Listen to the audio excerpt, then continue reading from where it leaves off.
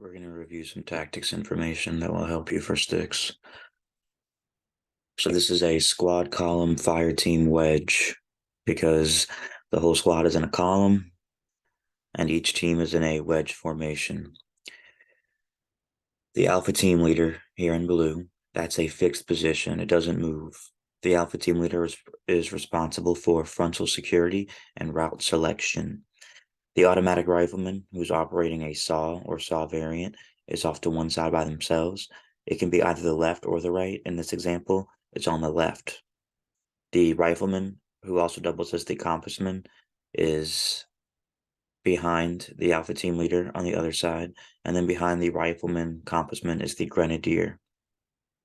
The grenadier can be responsible for keeping up with pace count, while the rifleman who's holding the compass assists the alpha team leader with route selection.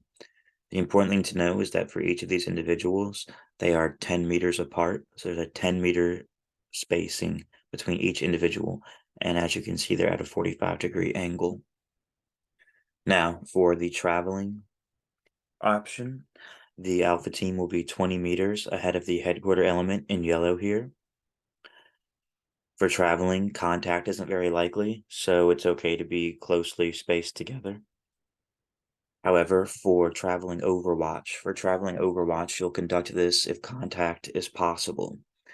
For traveling overwatch, alpha team will be 50 meters ahead of the headquarter element in yellow here.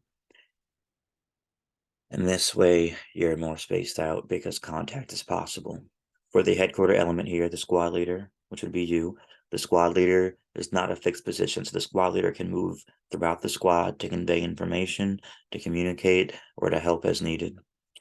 In the headquarter element, you have the machine gunner, followed by the assistant gunner, who are behind the squad leader, and then off to one side by themselves is the radio transmission operator. The orientation for this wedge will be opposite to the orientation of the alpha team wedge. Then 20 meters behind the headquarter element, you have the Bravo team. That 20-meter spacing is the same regardless of whether you're doing traveling or traveling overwatch. In the front of the team, you have the Bravo team leader and the automatic rifleman to one side by themselves.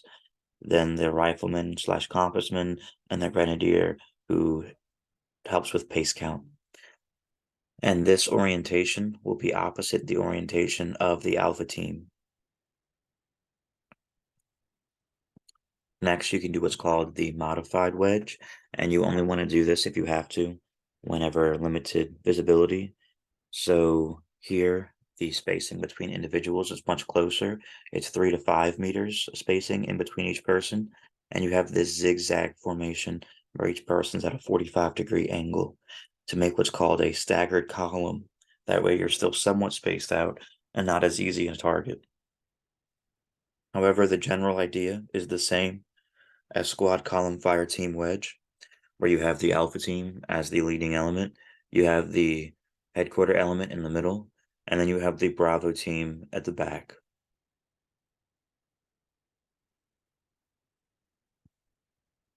Any member of the patrol can call a halt at any time. Once halt is called, you'll conduct what's called sills, where you stop and then you look for signs of the enemy, such as discarded brass or trash, any signs of an ORP that was in the area at one point in time, such as old fighting positions. Then you'll listen for signs of the enemy, such as vehicles running, people talking, movement in the distance, and you'll smell for any smoke, food, or gasoline. For Battle Drill 1, react to direct fire contact. This is what you're going to do during sticks. Once you receive contact, you'll have everybody immediately return well-aimed fire and then drop down to the ground. Now, since you'll be in a wedge formation, people won't be in line with each other. They won't be shoulder to shoulder. So you're going to have everybody move on line with each other and get into a line being shoulder to shoulder. And from here is where you'll have your Bravo team, the assault element, move to either California or New York to move across as the assault element.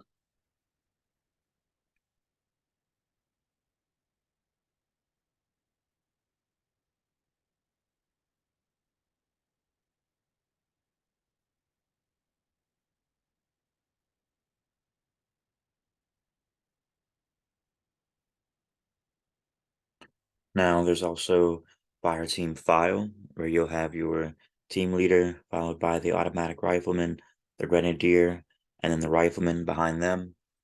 Instead of This is opposite of wedge formation, where you'll have everybody travel in a file. Here we have squad column fire team wedge. Talked about that earlier. We have the modified wedge with staggered columns. You can also do squad line, where you have your teams online with each other. The squad leader here in blue is in the middle behind both teams. You have your still same formation for the wedges, where the team leaders are at the apex. You have the automatic rifleman off to one side by themselves. You have the grenadier, the rifleman.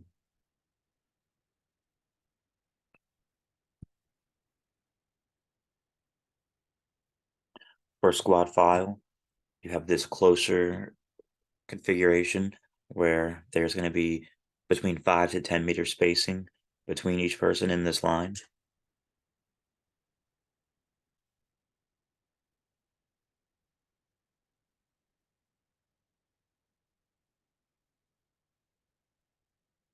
For squad traveling, remember this is whenever contact is not likely. And some of the advantages here is that it gives the squad leader more control over the element. There's less dispersion, everyone's closer together, so communication, following is easier. So you can also move more quickly. However, it offers the least amount of security because you're so tightly grouped together. Then there's traveling overwatch, where the lead team is 50 meters ahead, and this is when contact is possible, but you have less control because there's more spacing. People are more widely dispersed out, and you move at a slower pace because you're more widely spaced out. However, it offers more security because you're more spaced out.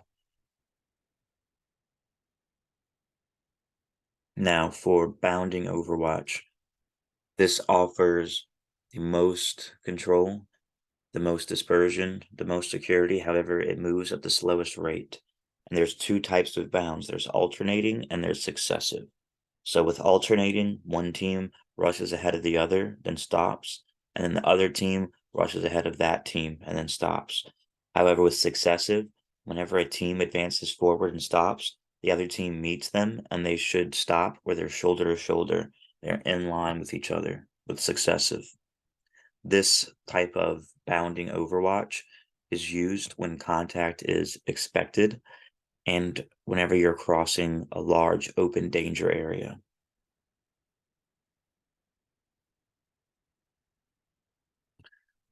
For a review of hand signaling, to start off with, whenever you are signaling to assemble or rally, you'll have one hand raised and you're going to move it in the clockwise orientation above your head to assemble or rally at a certain point. And then after doing this circular motion, you can point to the assembly area or rally point. Next, we have follow me or come forward. Very simple, universal hand gesture where you have your arm extended out forward and then you're moving your palm towards your face and a movement to signal follow me, join me, or come forward.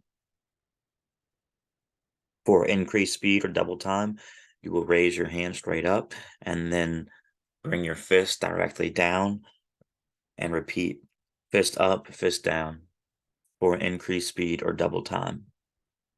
For the wedge formation, remember that you will have pinky, thumb extended outward, and you can rotate left to right for wedge formation.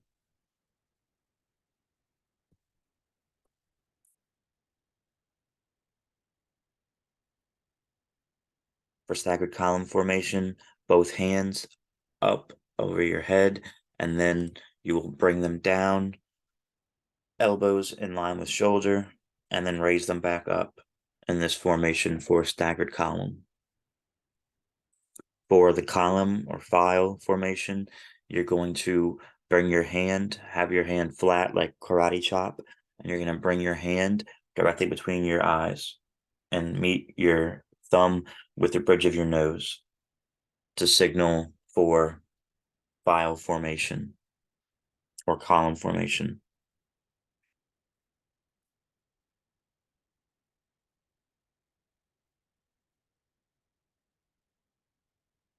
For enemy in sight, you're going to use your weapon and point it towards the direction of the enemy, like so.